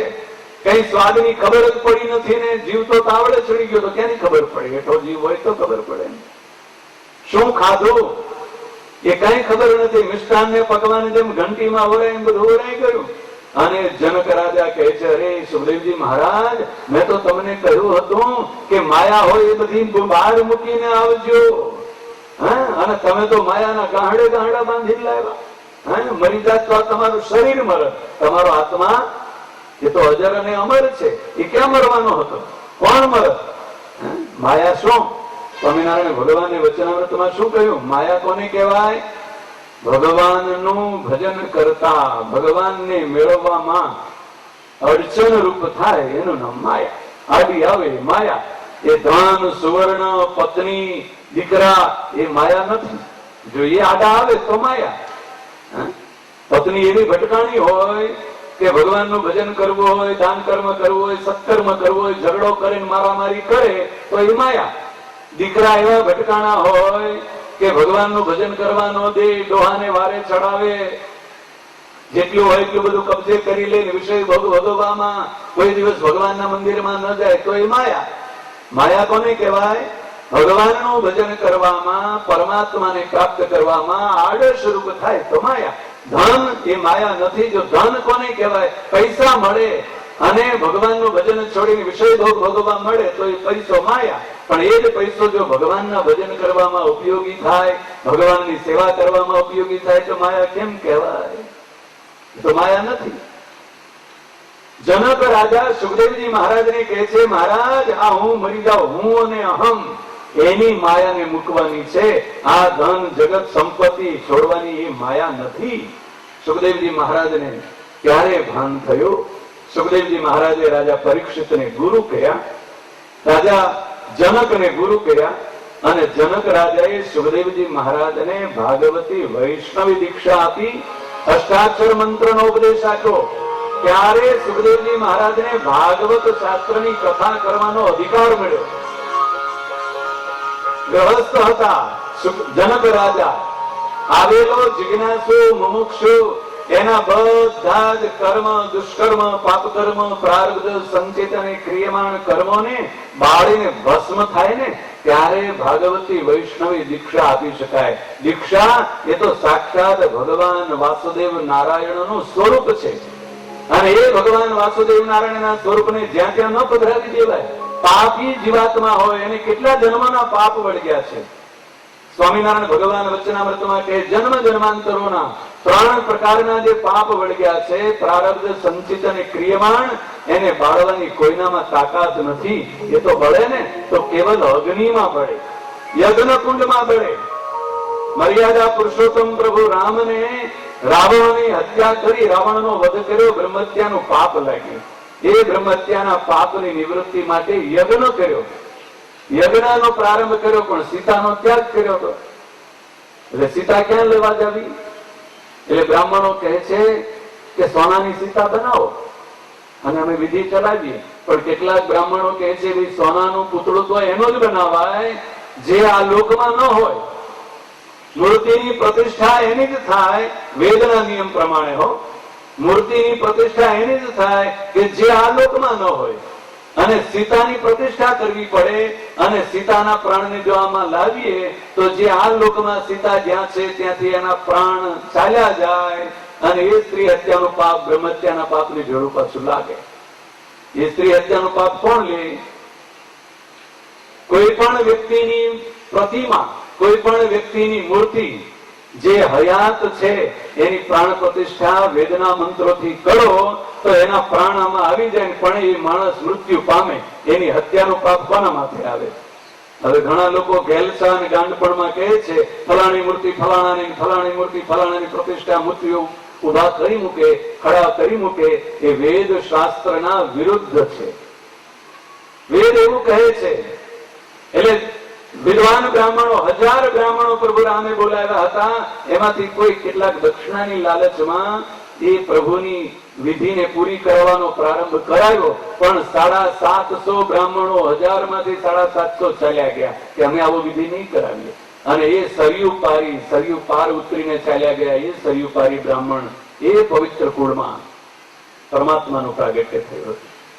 સુરત નામના મહામુનિ પ્રતાપસિંહ રાજાને કહે છે કે એ પરમાત્માના સ્વરૂપને પ્રાપ્ત કરવું છે, સાકાર પરમાત્માના સ્વરૂપની ઉપાસના કરવી છે, આ ભાગવતી વૈષ્ણવી દીક્ષા એને ધારણ કરવી પડે.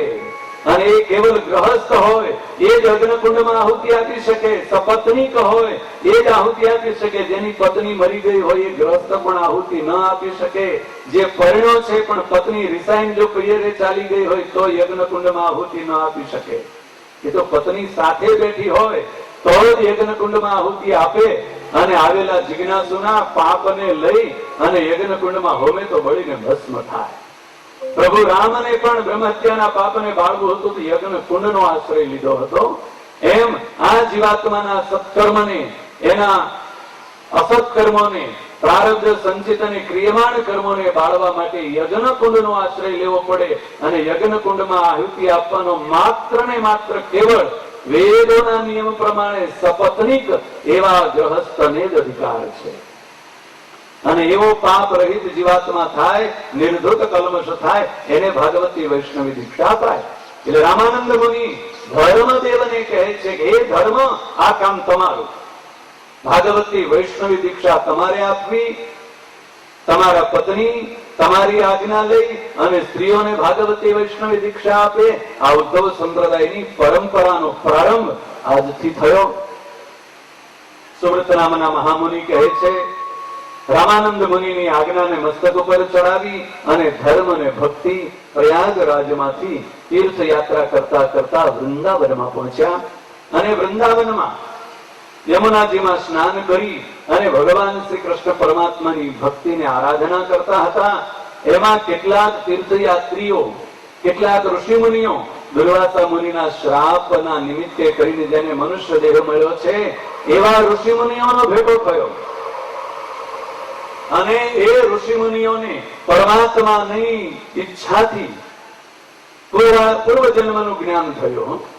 પૂર્વજન્મનું સ્મરણ થઈ આવ્યું અને પરસ્પર ઓળખી ગયા કે આ મરીચી ઋષિ આવ્યા, અત્રિ ઋષિ આવ્યા, આ શતાતપ ઋષિ આવ્યા, ભરદ્વાજ ઋષિ આવ્યા, આ ગૌતમ ઋષિ આવ્યા, અને આ ધર્મદેવ, આ મૂર્તિ દેવી અને ધર્મ અને મૂર્તિ પણ ઋષિ મુનિઓને ઓળખી ગયા. આનંદ થઈ ગયો કે દુર્વાસા મુનિના શ્રાપથી આપણે મનુષ્ય જન્મ મળ્યો છે અને આ કષ્ટ પડે છે, દુઃખ પડે છે, પ્રભુને પ્રાર્થના કરીએ અને જપયજ્ઞનો પ્રારંભ કર્યો. યમુનાજીના કિનારે મધુવનમાં જ્યાં ધ્રુવજીએ તપ કર્યું હતું ત્યાં ધર્મ અને ઋષિ મુનિઓ ભેળા થઈ અને પ્રભુની આરાધના કરવા માંડ્યા છે, તપ કરવા માંડ્યા, જપયજ્ઞ કર્યો છે. ભક્તિ દેવી સ્ત્રીઓની સાથે બેસી અને શ્રીમદ ભાગવતના 10મા સ્કંદમાં આવતા રાસ પંચાધ્યાયીનો જપ કરે છે. 29મા અધ્યાયથી 33મા અધ્યાય સુધી ભાગવતના 10મા સ્કંદના એને રાસ પંચાધ્યાયી કહેવાય. જે કોઈ બહેનો, જે કોઈ સ્ત્રીઓ આ રાસ પંચાધ્યાયીનો પાઠ કરે એને પરમાત્માના દિવ્ય અને પ્રગટ દર્શન થાય. 1 મહિના સુધી ભક્તિ માતાએ, ધર્મદેવે, ઋષિ મુનિઓએ જપયજ્ઞ કર્યો. મહિનાના અંતે ભગવાન શ્રી કૃષ્ણચંદ્ર દિવ્ય મોર મુગટ ધારણ કરા વંશી વિભૂષિત કરારવિંદ વાળા પરમાત્માના દિવ્ય સ્વરૂપના દર્શન થયા. ઋષિ મુનિઓ અને ભક્તો પરમાત્માને પ્રાર્થના કરવા મળ્યા કે હે પ્રભુ, હવે આ દુઃખ અને કષ્ટ સહન થતું નથી. અધર્મી એવા આસુરી વૃત્તિ વાળા એવા અસુરોના ઉપદ્રવથી એમના ત્રાસથી કંટાળ્યા છીએ. પ્રભુ, જલ્દી અમારા દુઃખને દૂર કરો. અને ભગવાન શ્રી કૃષ્ણચંદ્ર કહે છે કે હે ભક્તો, ચિંતા ન કરશો. ટૂંક સમયમાં, બસ થોડા જ ક્ષણો, થોડા જ દિવસોમાં, થોડા જ સમયમાં આ જ ધર્મ અને ભક્તિ દેવીના ઘરે હું જન્મ ધારણ કરીશ અને તમને દુર્વાસાના શ્રાપથી છોડાવીશ.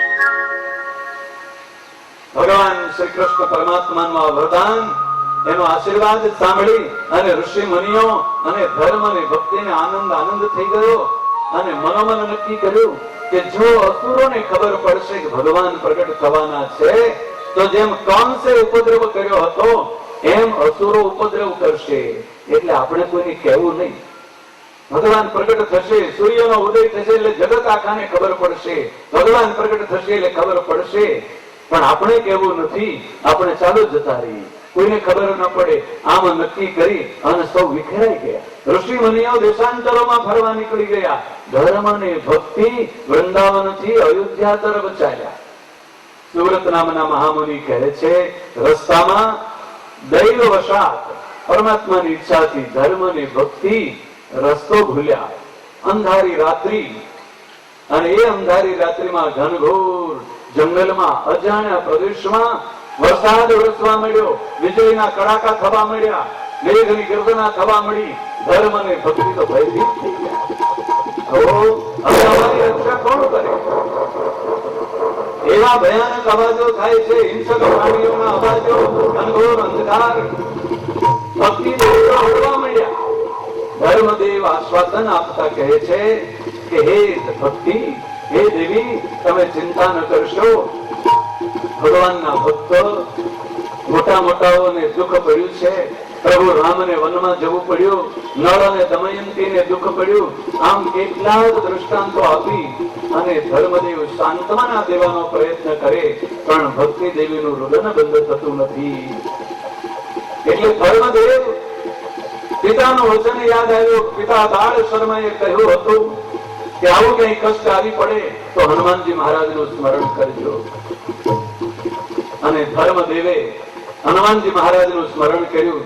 નીતિ પ્રવીણ નિગમાગમ શાસ્ત્ર બુદ્ધે રાજાધિરાજ રઘુનાયક મંત્રીવર્ય સિંદુર ચર્ચિત કલેવર નૈષ્ટિકેન્દ્ર શ્રી રામ દૂત હનુમન હર સંકટમ મે. હે પ્રભુ રામના દૂત હનુમાનજી મહારાજ, મારા સંકટને દૂર કરો. આ બોલતાની સાથે હનુમાનજી મહારાજ સામે આવીને ઉભાયા, પ્રગટ થઈને ઉભાયા. હનુમાનજી મહારાજ ધર્મ અને ભક્તિને કહે છે કે હે ધર્મ અને ભક્તિ, તમે ચિંતા ન કરશો. પરમાત્મા પ્રગટ થશે ને એટલે તમારા બધા દુઃખ ચાલ્યા જશે. પેલો અસ્વસ્થામાં શ્રાપ આપીને ગયો છે, એનું દુઃખ હતું ને એ દુઃખ દૂર કરી દીધો. અસ્વસ્થામાં શ્રાપ દીધો કે તમારે ત્યાં કૃષ્ણ પ્રગટ થવાનો હોય તો હાથમાં શસ્ત્ર ધારણ નહીં કરી શકે, શસ્ત્ર ધારણ કરશે તો એનો પરાજય થશે. હનુમાનજી મહારાજ ધર્મ અને ભક્તિને કહે છે પરમાત્માને હથિયાર ધારણ કરવાની ક્યાં જરૂર છે. શાસ્ત્રો એમ કહે છે કે જેના સંકલ્પ માત્રથી કરોડ કરોડ બ્રહ્માંડોની ઉત્પત્તિ સ્થિતિ થતી હોય, સંકલ્પ કરીને કરોડ બ્રહ્માંડને ઉત્પન્ન કરી શકતા હોય, એને અસુરનો વિનાશ કરવા શસ્ત્ર ન લેવું પડે. અને હનુમાનજી મહારાજના વચનમાં વિશ્વાસ વાળા ધર્મ અને ભક્તિનો શોક દૂર થયો. હનુમાનજી મહારાજે સવાર પડ્યું, સૂર્યોદય થયો, રાજ માર્ગે લાવી અને ધર્મ અને ભક્તિને અયોધ્યાનો માર્ગ બતાવ્યો. ધર્મ અને ભક્તિ ચાલતા ચાલતા અયોધ્યા આવ્યા. અયોધ્યાથી ધર્મ અને ભક્તિ છપૈયામાં ગયા. છપૈયામાં ધર્મ અને ભક્તિનું આગમન સાંભળી અને છપૈયાના બધા સગા સંબંધીઓ જેની સાથે શત્રુતા હતી એ બધા મિત્રો બની ગયા. ભગવાન પ્રસન્ન થયા એટલે શત્રુઓ પણ રાજી રાજી થઈ ગયા. આ જગતના જીવને શીખવા જેવું છે. જગતના જીવને રાજી કરવાનો પ્રયત્ન કરે ને આ કાળા માથાનો માનવી આખી જિંદગી રાજી કરવા માટે લોહીનું પાણી કરી નાખે, પણ આ જગતનો જીવ એક વ્યક્તિને રાજી ન કરી શકે. પતિ પત્નીને રાજી ન કરી શકે, પત્ની પતિને રાજી ન કરી શકે. આખી જિંદગી ભેળાઈ રહ્યા હોય પણ એકાબીજાનું મન દુઃખ તો એવું બધું હોય જગતમાં દેખાય નહીં. એટલે 80-90 વર્ષની ઉંમરના થઈ ગયા છૂટાછેડા લઈ કે લે તારું વર્તન સારું નથી, તારી દ્રષ્ટિ સારી નથી. આ જાત જાતના બહાના ઉભા થાય. એક વ્યક્તિને જગતનો જીવ રાજી ન કરી શકે, પણ એ કાળા માથાનો માનવી જો ભગવાનને રાજી કરે ને, જેના ઉપર ભગવાન રાજી થાય એના ઉપર આખી દુનિયા રાજી થઈ જાય. મનાય છે ભગવાન રાજી કરી દીધા એના ઉપર આખી દુનિયા રાજી થાય. અરે રાજી ન થયા ને ભગવાનને રાજી કરવાના માર્ગે ચાલે ને એના ઉપર પણ દુનિયા રાજી થાય. જોયો ન જોયો તો આ બાજુ આ ભગવી ચુંદડી પહેરી છે ને એ ભગવાનને રાજી કરવાનો માર્ગ છે. રાજી થયા કે નહીં થાય તો ભગવાન જાણે, પણ ભગવાનને રાજી કરવાના માર્ગે ચાલે છે એવું જગત જાણે છે. તો આ ચુંદડી પહેરેલાના પગમાં પડો સપની તમને પડો. આ ચુંદડી ન પહેરી હોય તો દુકાનનું પગથિયું ન ચડવાય. હા, ભગવાનને રાજી કરવાનો મહાન. પરમાત્મા જેના ઉપર રાજી થયા એના ઉપર દુનિયા આખી રાજી થઈ જાય. ધર્મ અને ભક્તિ પ્રભુને રાજી કરીને આવ્યા, ભગવાનને પ્રસન્ન કરીને આવ્યા એટલે છપૈયાના નાગરિકો સગા સંબંધીઓ જે શત્રુ બની બેઠા હતા એ બધા મિત્રો થઈ ગયા. વાજતે ગાજતે ધર્મ અને ભક્તિનું સ્વાગત કર્યું, સન્માન કર્યું, સામૈયું કર્યું અને જે ઘરમાંથી સંપત્તિ લઈ ગયા તે પાછી આપી ગયા. ગાય દાન છોડી ગયો તો ગાય પાછી બાંધી ગયો, સાધન સામગ્રી લઈ ગયો તો પાછી આપી ગયો, ઘર પાછું સોંપી દીધું. ધર્મ અને ભક્તિનું ઘર પરમાત્મા પ્રસન્ન થયા છે એટલે ધન ધાન્ય અને સમૃદ્ધિથી પાછું ભરપૂર થઈ ગયું. એવો આનંદ વ્યાપી ગયો છે. છપૈયાના નાગરિકોને પણ આનંદ છે. તો આપણા સગા આપણા ધર્મદેવ જો એવી મોટી તીર્થયાત્રા કરીને આવ્યા, કાશીએ જઈને આવ્યા, પ્રયાગરાજ જઈને આવ્યા, ગોકુળ મથુરા વૃંદાવન જઈને આવ્યા અને કેટલાક સગા સંબંધીઓ તીર્થયાત્રા કરીને આવે ને, જગતમાં રિવાજ છે ને યાત્રા કરીને આવે એટલે કંઈક ને કંઈક દક્ષિણાઓ આપે, કોઈ ભેટ આપે. ધર્મદેવને તો આવી ભેટો આવવા મળી. જે ઉપાડી જનારા હતા એ મૂકી જવા મળ્યા લૂંટી જનારા હતા એ ભેટો આપવા મળ્યા અને ધર્મદેવનું ઘર આખું સુખ સમૃદ્ધિ અને સંપત્તિથી ભરાઈ ગયું. ધર્મદેવને આનંદ થઈ ગયો કે ઓહ, પરમાત્માનો કેવો મોટો ઉપકાર, પરમાત્માની કેવી મોટી આપણા ઉપર કૃપા. બસ એ પ્રભુનું ભજન કરવામાં ધર્મની ભક્તિ લાગી ગયા છે. પરમાત્માનું ભજન થાય, પરમાત્માનું સ્મરણ થાય ને એટલે પ્રભુને છૂટતો નથી આવ્યા વગર. સુરત નામના મહામુનિ પ્રતાપસિંહ રાજાને કહે છે, દુર્વાસા મુનિના શ્રાપના નિમિત્તે કરી અને જેને જેને મનુષ્યનો જન્મ મળ્યો છે સૌ પરમાત્માને પ્રાર્થના કરે છે, પ્રભુને વિનંતી કરે છે, હે પ્રભુ જલ્દી પ્રગટ થાઓ, જલ્દી પ્રગટ થાઓ અને દુર્વાસાના શ્રાપથી અમને છોડાવો. ઋષિ મુનિઓને, દેવતાઓ, મનુષ્યો, યક્ષ ગંધર્વને, કિન્નરો, સ્ત્રીઓ અને બાળકો પ્રભુને પ્રાર્થના કરે છે.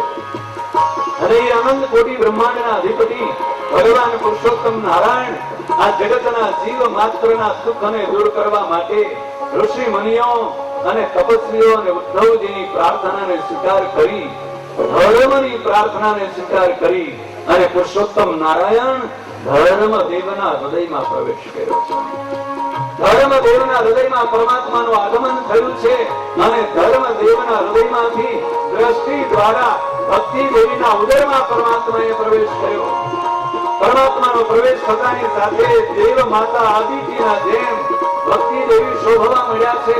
આકાશમાં યક્ષ ગંધર્વ અને કિન્નરો આવી અને એ છપૈયાની પવિત્ર ભૂમિ ભક્તિ દેવીના તેજસ્વી રૂપને જોઈ, ભક્તિ દેવીના પ્રતાપને જોઈ વાજિંત્રો વગાડે છે, સુગંધીમાન પુષ્પોનો વરસાદ વરસાવે છે અને જે કારના શબ્દો કરતા હતા એ જે કારના શબ્દો સાંભળતા બરોબર વિક્રમ સબલ રાત્રિ ચૈત્ર મહિનાની 9મી તિથિ આવી અને રાત્રિના વ્રત અને વ્રત ઘડી થઈ અને અનંત કોટી બ્રહ્માંડના અધિપતિ ભગવાન સ્વામિનારાયણ અનંત કોટી બ્રહ્માંડના ભગવાન પુરુષોત્તમ નારાયણે મનુષ્ય દેહ ધારણ કરીને પ્રગટ થયા. બોલો ઘનશ્યામ મહારાજની જય.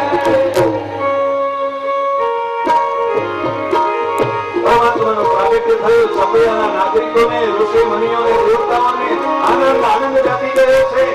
જે કાર કરવા મળ્યા છે પરમાત્માનો જે કાર થાય છે. ધર્મ ઘેરે આનંદ પાયો, બોલો ઘનશ્યામ.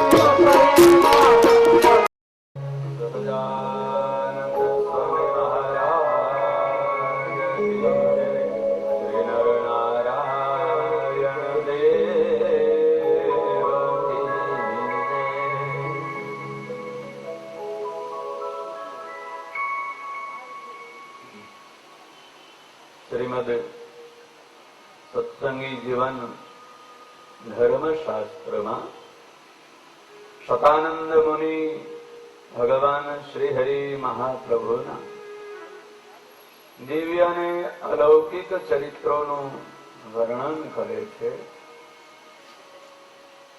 સ્વરૂપાનંદ નામના મહામુનિ એ જ ચરિત્રોને જગન્નાથપુરી જેવા પવિત્ર તીર્થ ક્ષેત્રમાં પ્રતાપસિંહ રાજાને સંભળાવતા કહે છે,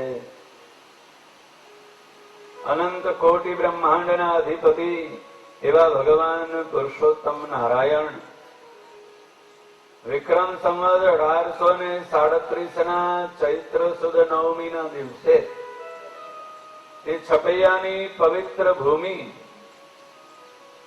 ધર્મ અને ભક્તિના આંગણે મનુષ્ય દેહ ધારણ કર્યો છે. નાનકડા એવા બાલ ઘનશ્યામ પ્રભુના બાળ સ્વરૂપના દર્શન કરવા માટે ધર્મના આંગણે એ બાળકનો જન્મ થયો છે એ સમાચાર સાંભળી અને પ્રથમ તો છપૈયાના નાગરિકો, છપૈયાની સ્ત્રીઓ એ બાળ ઘનશ્યામ પ્રભુના દર્શન માટે, ભક્તિ દેવીના બાળકના દર્શન માટે ધર્મદેવના આંગણે દશમના દિવસે સવારમાં એકઠી થવા મળી. એ ભક્તિ દેવીને ત્યાં બાળકનો જન્મ થયો છે. એ બાળક કેવા છે એ બાળકના મુખના દર્શન કરવા આવેલી સ્ત્રીઓ બાળ ઘનશ્યામ પ્રભુના એ દિવ્ય અને અલૌકિક અદભુત સ્વરૂપને જોઈ અને હૃદયમાં એટલો બધો આનંદ આનંદ આનંદ વ્યાપી ગયો છે. એ પરમાત્માનું બાળ સ્વરૂપ એવું સુંદર અને મધુર છે. તો નાનકડો એવું બાળ સ્વરૂપ પણ જગતના જીવ માત્રને હર્ષ અને આનંદ આપે એવા જેમના દર્શન છે. છપૈયાની સ્ત્રીઓ ભક્તિ દેવીના એ બાળકના દિવ્ય સ્વરૂપના દર્શન કરી અને પ્રશંસા કરતા વખાણ કરતા થાકતી જ નથી. કેટલાય બાળકો જોયા પણ આ ધર્મના આંગણે જે બાળક છે એની તો કઈક વાત જ અલૌકિક છે. જે જે સ્ત્રીઓ આવે છે પરમાત્માના એ બાળ સ્વરૂપને, ઘનશ્યામ સ્વરૂપને નિરખે, જેની દ્રષ્ટિ જ્યાં પહેલા પહેલા પડે છે ને ત્યાં જ ચોંટી જાય છે. એ નાનકડા એવા સ્વરૂપનો કોઈ મુખારવિંદ જોવે છે તો મુખારવિંદમાં કોઈ ભગુટીને જોવે છે તો બસ ત્યાં ત્યાં દ્રષ્ટિ સ્થિર થઈ જાય છે, બીજું કઈ દેખાતું જ નથી. કોઈ પરમાત્માના ભાલને જોવે છે એ બાળ સ્વરૂપનો નાનકડો એવું કમળની પાંખડી જેવું કોમળ કોમળ મુખારવિંદ, અને એ મુખારવિંદમાં સુંદર ભાલ કપાળને જોવે, નાની નાની કોમળ કોમળ ત્રિવળીની રેખાઓને જોયા જ કરે છે, જોયા જ કરે છે. ત્યાંથી દ્રષ્ટિ ખસતી જ નથી. કોઈ પરમાત્માના સુંદર નાસિકાને જોવે અને એ સુંદર લાલ લાલ કમળની પાંખડી જેવી, પોપટની ચાંચ જેવી વાંકડી નાસિકાને જોયા જ કરે છે, બીજું કઈ દેખાતું જ નથી. કોઈ પરમાત્માના એ બાળ સ્વરૂપના નાનકડા એવા કોમળ કોમળ કમળની પાંખડી જેવા કાનને જોવે, એવા સુંદર કાન નિરખવાની જોવાની જે મધુરતા આવે છે એ મધુરતામાં આસક્ત બની ગયેલી છપૈયાની સ્ત્રીઓ એની દ્રષ્ટિ જ બીજે જાય નહીં. કોઈ નાનકડા એવા બાળ ઘનશ્યામ પ્રભુના અધરોષ્ટને એવા સુંદર નાના નાના ઓઠ જોયા કરે છે. કેવા સુંદર નાના નાના જેને પાકેલું બિંબ ફળ હોય ને, પાકેલું ગિલોડું, એના જેવા સુંદર પરમાત્માના અધરોષ્ટને જોયા કરે છે. તો કોઈ પરમાત્માના કંઠને જોવે છે. કેવો સુંદર કંઠ છે, કોમળ કમળની પાંખડી જેવો કોમળ અને ત્રિવળીના સુંદર નિશાન વાળો, જેમાં ત્રિવળીના ત્રણ સુંદર વળ પડ્યા છે. એવા સુંદર કંઠને, ડોકને જોયા જ કરે છે. કોઈ પરમાત્માની છાતીને જોવે છે તો કોઈ પરમાત્માના ઉદરના દર્શન કરે, તો કોઈને એ બાળ ઘનશ્યામ પ્રભુના ચરણારવિંદના દર્શન થયા. ચરણના દર્શન થયા અને એ ચરણારવિંદમાં 16 ચિહ્નનો તેજ તેજ શાંત શીતળ તેજ દેખાવા મળ્યું. ઉર્ધ્વરેખા, ધ્વજ, અંકુશ, વજ્ર આદિ 16 ચિહ્નોના દર્શન થાય ને એમાંથી દિવ્ય તેજ તેજ તેજ નીકળે અને એ પરમાત્માના એક એક અંગમાંથી નીકળતા દિવ્ય તેજ અને પ્રકાશને જોઈ અને સ્ત્રીઓની તો આંખો જ અંજાઈ ગઈ. એ પરમાત્માના સ્વરૂપ સિવાય જ્યાં દ્રષ્ટિ પડી છે એ અંગ સિવાય બીજું કઈ દેખાણું જ નથી. ભક્તિ દેવીના આંગણામાંથી સુતિકા ગૃહમાંથી બહાર નીકળે અને સ્ત્રીઓ બહેનપણીઓ એકબીજીને પૂછે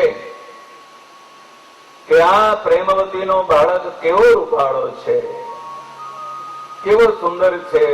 આમે બીજી સ્ત્રીઓ પૂછે ને એની બહેનપણીઓ પૂછે તો ઘનશ્યામ પ્રભુના સ્વરૂપને નિરખવા ગયેલી સ્ત્રીઓ શું વર્ણન કરે? એક જ અંગ જોયું છે. જેને જે અંગ જોયું છે બસ એના જ વાતો કર્યા કરે છે, એના જ વખાણ કર્યા કરે. ભક્તિ દેવીનો બાળક તો કોઈ નાસિકા જોઈ છે ને એમ કહે છે કો એવો લાલ લાલ છે, કમળની પાંખડી જેવો અને પોપટની ચાંચ જેવો વાંકો છે. કોઈ પરમાત્માના ભાલને જોયું, કોઈ પરમાત્માની ભ્રકુટીને જોઈ તો એના જ વખાણ કરે કે એ ભક્તિ દેવીનો બાળ એ ઘનશ્યામ તો આવા છે. જેવી દ્રષ્ટિ પડી છે ને ત્યાં જ દ્રષ્ટિ ચોંટી ગઈ છે. એ પરમાત્માના સ્વરૂપનું અલૌકિક ઐશ્વર્ય છે. જેવું સ્વરૂપ દેખાણું છે, જેવા સ્વરૂપના દર્શન થયા છે એવા જ સ્વરૂપનું વર્ણન આ છપૈયાની સ્ત્રીઓ કર્યા કરે છે. ભક્તિ દેવીનો બાળ કેવો સુંદર છે, કેવો મનમોહક છે, કેવી એનામાં મધુરતા છે. સુંદરતા ને મધુરતા કમનીય પરમાત્માના એ બાળ સ્વરૂપને નિરખતી છપૈયાની સ્ત્રીઓ ઘરે જાય છે ને ઘરનું કામ યાદ આવતું નથી. ઘરનું કામ ભૂલાઈ ગયું અને એ ઘરના કામને ભૂલી અને સ્ત્રીઓ એ ભક્તિ દેવીના બાળકના ગુણગાન ગાયા કરે છે, એના વખાણ કર્યા કરે છે. કામ ભૂલાઈ ગયું છે. રસોઈ કરવાનું કામ ભૂલાઈ ગયું, ઘરનું કામ, વાસણો ઉટકવાનું, કપડા ધોવાનું, આ બધા કામ, નાના પોતાના બાળકોને રમાડવાનું, એને સાચવવાનું, ખવડાવવાનું કે એને સ્તનપાન કરાવવાનું આ છપૈયાની સ્ત્રીઓ ભૂલી જ ગઈ છે. એને સતત ભક્તિ દેવીના બાળ ઘનશ્યામ, ભક્તિ દેવીના ત્યાં બાળકનો જન્મ થયો છે, એના દર્શન થયા, એના હર્ષમાં ને આનંદમાં એના વખાણ કરતા થાકતી જ નથી. આવું પરમાત્માનું મનમોહક સ્વરૂપ જગતના જીવ માત્રને દુઃખ અને કષ્ટ નું વિસ્મરણ કરાવી દે. પરમાત્માનું સ્મરણ થાય, એક વખત પરમાત્માના બાળ સ્વરૂપના દર્શન થાય તો આ જીવાત્માને વારંવાર પડતા ભયાનક કષ્ટ અને દુઃખ આધ્યાત્મિક, આધિદૈવિક અને આધિ ભૌતિક ત્રણેય પ્રકારના તાપથી તત્કાળ નિવૃત્તિ થઈ જાય. ક્યાં દુઃખ ચાલ્યું જાય, ક્યાં કષ્ટ ચાલ્યું જાય, સ્મરણ જ ન રહે.